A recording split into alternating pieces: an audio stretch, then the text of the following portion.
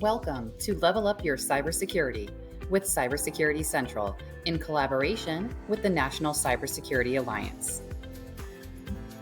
My name is Kimberly McKnight, and I'm the founder of cybersecuritycentral.org, a 501c3 nonprofit. Cybersecurity Central is an official Cybersecurity Awareness Month champion. Our mission is to connect industry newcomers with engaging learning resources, supportive communities, and inspiring connections, all designed to accelerate tech and InfoSec careers. Learn more about Cybersecurity Central at cybersecuritycentral.org and connect with us on socials, LinkedIn, YouTube, and Twitter. The 2022 Cybersecurity Awareness Month campaign, Level Up Your Cybersecurity, focuses on multi-factor authentication, also known as MFA, password security, software updates, and phishing. How many times have we heard about people being hacked because multi-factor authentication was not enabled? MFA is a must. Next, if you think password 123 is your best bet, forget about it. It will only be a matter of time before such a simple password will be bypassed by attackers. Today, we have so many ways to save our passwords, including password managers, which are still one of the most recommended ways to store passwords, according to security experts. Updating software and systems by patching regularly is essential to staying cyber safe. How many times have you let that operating system update ride for a week or two, maybe even longer? Not a good idea. Security patches are a must when using any connected systems or devices. Finally, we want to recognize phishing attacks and report them whenever possible. Did you know phishing is one of the most common ways attacks happen? Ready to learn a little more? Let's get started.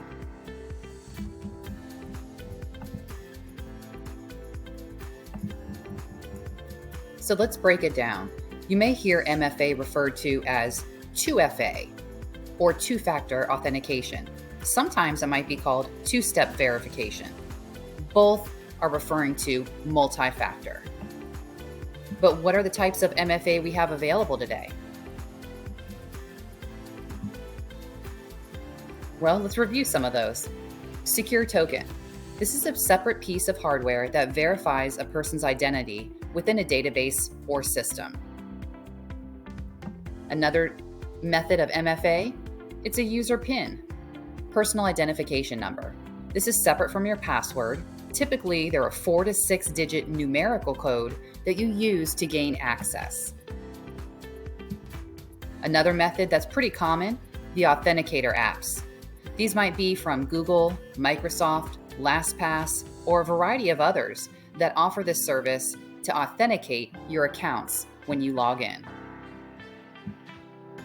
Security questions is something we're all pretty much used to and have been around for quite some time. Things like, what's your pet's name? What is your favorite color? Where were you born? This is also a quick reminder to not post these types of things online, making you an easy target for attackers.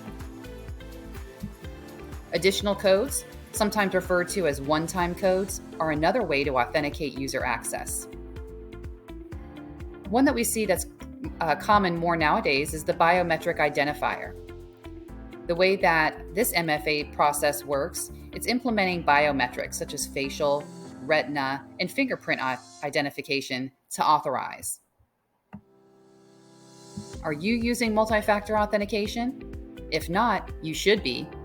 Turn it on all of your accounts today and protect yourself and your data. No matter the type of account, all passwords should be created with these 3 keys in mind: long, unique, and complex. Long, at least 12 characters. Unique, never reuse passwords. Each account needs its own unique password. Complex, use a combination of upper and lowercase letters. You'll also use special characters and numbers. Some websites even let you include spaces. Whatever you choose for your password, be sure you have included each one of these important factors when creating secure passwords. Quick tip: think of a saying or phrase with a combination of letters and numbers that you will remember. Add some characters to the end, and boom, long, unique, and complex. Cable modems are a great example that helped me personally be able to get a little more creative with passwords. Seeing things like candy-sipping 4632 or crazy-umbrella-5672. The combinations are truly endless. Create something that makes some type of sense to you if you want to be able to easily remember it. Now, password managers are amazing. Not only do they allow you to manage hundreds, if not more, of unique passwords for your online accounts, but some offer services that are additional, like storing your personal data, such as credit cards, identification, and more. The advantages of password managers are many.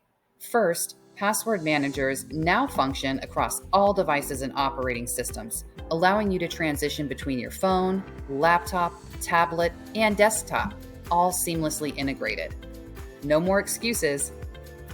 Another benefit: receive notifications of potential phishing and malicious websites from the service itself.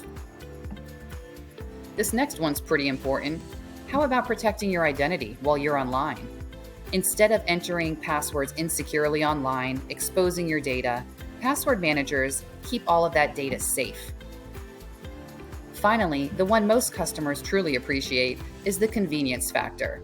It helps save time by using one password across all sites.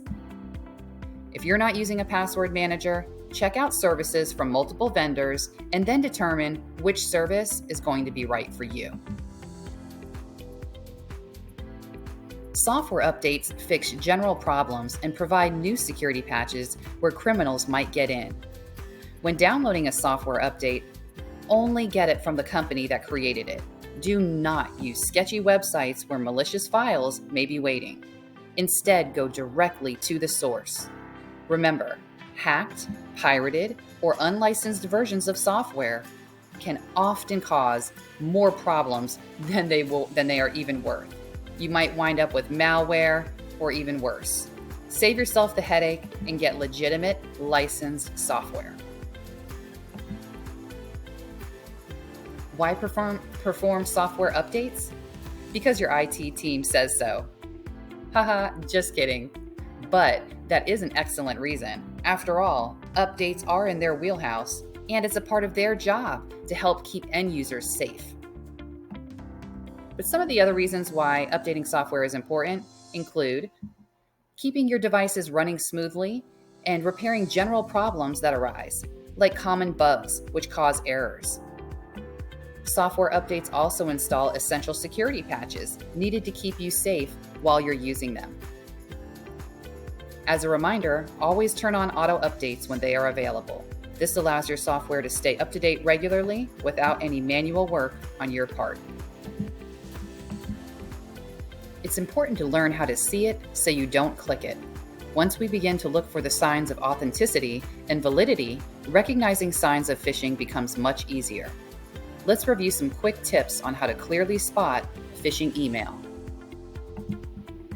Does the email contain an offer that sounds too good to be true? Language that's urgent, alarming, or threatening? Poorly crafted writing with misspellings and bad grammar? Maybe there are greetings that are ambiguous or very generic. Requests to send personal information. Urgency to click on unfamiliar links or suspicious attachments. Strange or abrupt business requests. Sending an email doesn't match the company that it's supposed to be from. So the sender isn't Microsoft, maybe it's Microsoft. Chances are, if you see one or more of these red flags, something is fishy. Most likely you are looking at a phishing attempt. Do not click. Take your protection a step further and report it. If you suspect an email is phishing for your information, it's best to report it as soon as possible to your IT manager or security officer. The reason for doing so is for awareness, analysis, and any next steps that need to be taken. Some corporations utilize an email address team members are encouraged to send suspected phishing emails to, such as isc@companyname.com. Follow the practice cited by your company's policy. Spoofing is when someone disguises an email address, sender name, phone number, website URL, often just by changing one letter, symbol, or number to convince you that you are interacting with a trusted source. Phishing schemes often use spoofing techniques to lure you in and get you to click the bait. These scams are designed to trick you into giving information to criminals that they shouldn't have access to. In the U.S., you may report spoofing and phishing attacks to the Federal Bureau of Investigation's Internet Crime Complaint Center online at ic3.gov.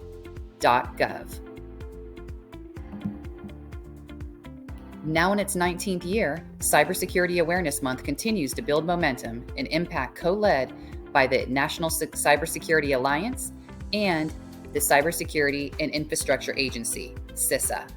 Visit these sites to learn more about their programs, initiatives, and how you can participate and contribute. Also be sure to check out CISA's See Yourself in Cyber Toolkit and share your passion for staying safe online with your network. Visit cisa.gov/See Yourself Cyber Toolkit. Thank you for tuning in to Cybersecurity Central's special presentation for Cybersecurity Awareness Month. It's time to level up your cybersecurity and commit to staying cyber safe all year long. Once again, we are proud to be an official Cybersecurity Awareness Month champion.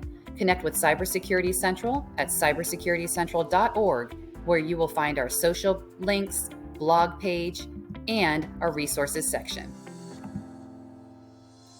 But before heading out today, please be sure to subscribe, like, and share with your network to be notified of the latest from Cybersecurity Central.